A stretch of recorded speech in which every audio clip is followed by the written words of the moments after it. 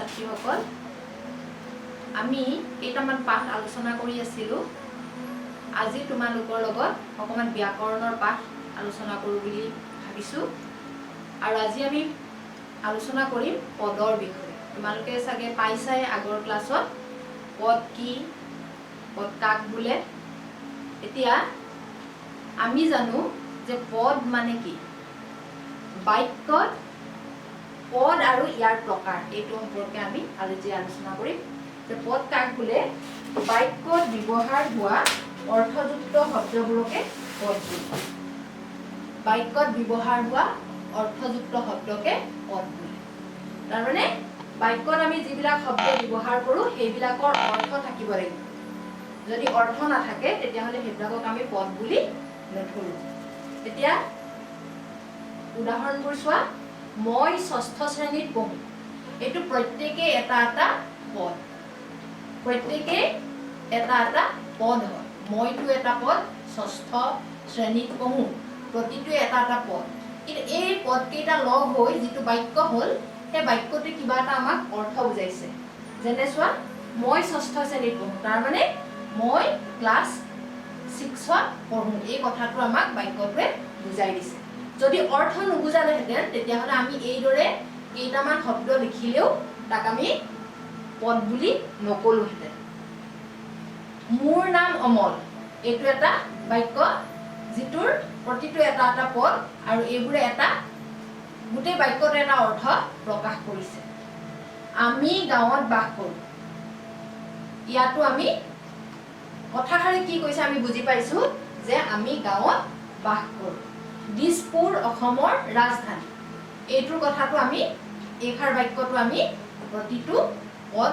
পাইছো এইদৰে বাক্যত ব্যৱহাৰ হোৱা অৰ্থযুক্ত শব্দকে পদ বোলে মানে প্ৰতিটো শব্দই এটা এটা পদ কিন্তু যদি অৰ্থ নাথাকে তেতিয়া হলে আমি তাক কিন্তু পদ বুলি নকওঁ যদি যেনিবা মই হলনি আমি যদি হস্ৰই ম এইদৰে লিখো তেতিয়া আমি ইয়াক আমি পদ বুলি নকওঁ কাৰণ ইয়াৰ কোনো অৰ্থ নাই গতিকে আমি ইয়াক পদ বুলি ক'ব নোৱাৰো কিন্তু যেতিয়া মই হৈছে মই হোৱাৰ লগে আমি কিবা এটা বুজিছো এই বুজা কথাটোৱে অৰ্থ আছে তাৰ মানে এইটো এটা পদ গতিকে পদ কাক বোলে আমি পালো যে বাক্যত ব্যৱহাৰ হোৱা অৰ্থযুক্ত শব্দকে পদ বোলে এতিয়া পদ কেই প্ৰকাৰৰ যে আমি পাইছো পদ 5 প্ৰকাৰৰ আমাৰ পদ আছে আমাৰ ব্যাকৰণত যে হেকিটা কি বিশেষ্য পদ বিশেষণ পদ সৰ্বনাম পদ ক্ৰিয়াপদ আৰু অব্যয় পদ এই 5 প্ৰকাৰৰ পদ আমি পাওঁ এতিয়া বিশেষ্য পদ কাক বোলে আমি জানো বিশেষ্য পদ কাক বোলে যে নাম বুজোৱা পদকে বিশেষ্য পদ বোলে চোৱা যি পদে কোনো প্ৰাণী বস্তু জাতি ঠাই গুণ ক্ৰিয়া আদিৰ নাম বুজায় তাকে বিশেষ্য পদ বোলে কেতিয়াবা কি প্ৰাণীৰ নামো বুজাব পাৰে বস্তুৰ নামো বুজাব পাৰে কোনো জাতিৰ নাম বুজাব পাৰে ঠাইৰ নাম বুজাব পাৰে কিবা গুণ গৰিমাৰ কথা বুজাব পাৰে বা কামৰ নাম বুজাব পাৰে গতিকে এই ধৰণৰ যিমান নাম বুজোৱা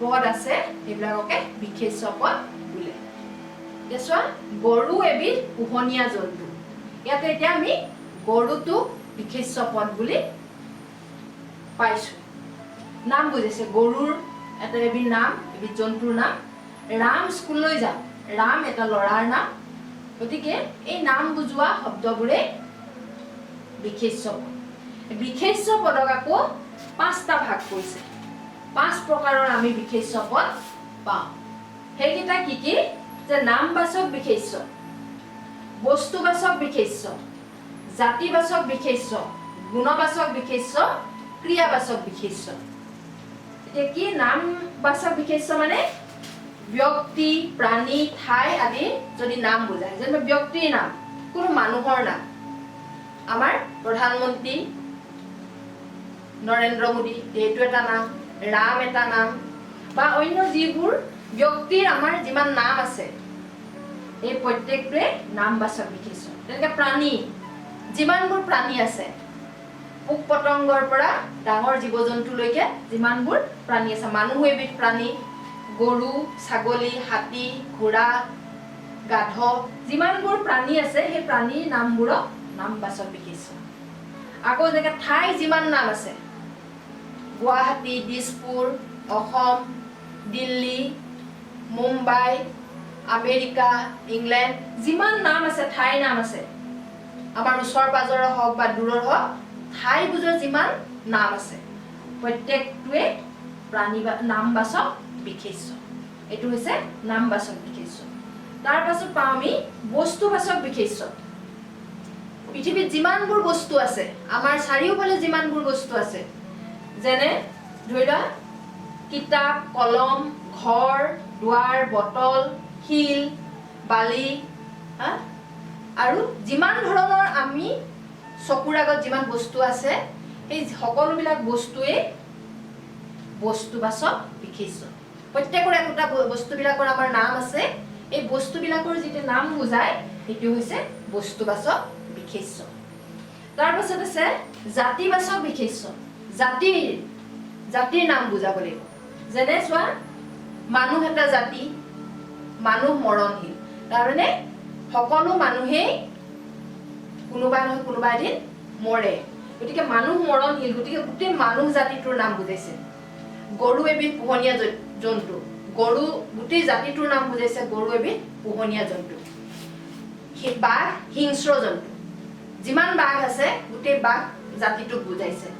তেনেকে সিংহ, হাতী, গঁড়, যিমান ধৰণৰ প্ৰাণীৰ জাতি আছে সেই জাতিবিলাকক জাতিবাচক বিশেষ্য বোলে। তাৰমানে সিংহ, গোটেই সিংহখিনিক বুজাইছে, পৃথিৱীত যিমান সিংহ আছে গোটেই সিংহ জাতিটোক বুজাইছে। তেনেকে হাতী, যিমান হাতী আছে হাতী জাতিটোক বুজাইছে। তেনেকে এই জাতিবাচক এইটো এটা বিশেষ্য। তাৰপিছত আকৌ আমি গুণবাচক বিশেষ্য, যিবোৰ আমাৰ গুণ আছে, মানুহৰে হওক বা বিভিন্ন প্ৰাণীৰ যিবোৰ গুণ আছে, যেনে কেনেকুৱা গুণ, পাপ, পুণ্য, দয়া, ক্ষমা, হিংসা, সাহস, মহিমা, ভদ্ৰতা, মৰম, এই যে যিমানবোৰ গুণ বুজায়, এই গুণবাচক শব্দবিলাক, গুণ বুজোৱা যিমান শব্দ আছে সেইবিলাক হৈছে গুণবাচক বিশেষ্য। তাৰপাছত আমি পাওঁ যে ক্ৰিয়াবাচক বিশেষ্য। ক্ৰিয়া শব্দটোৱে আমাক কাম কৰা বুজায়। এই কাম কৰা বুজোৱা যিমানবোৰ শব্দ আছে, এতিয়া চোৱা, উৰণ মানে উৰি ফুৰা কাৰ্য বুজাইছে।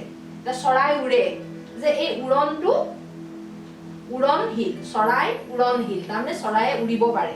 এতিয়া উৰণ, বুৰণ, শয়ন, গমন, খাৱন, পিন্ধন, পঠন, এই যিমানবোৰ ক্ৰিয়া বা কাম কৰা বুজোৱা আমাৰ শব্দ আছে, সেই শব্দবিলাকক ক্ৰিয়াবাচক বিশেষ্য।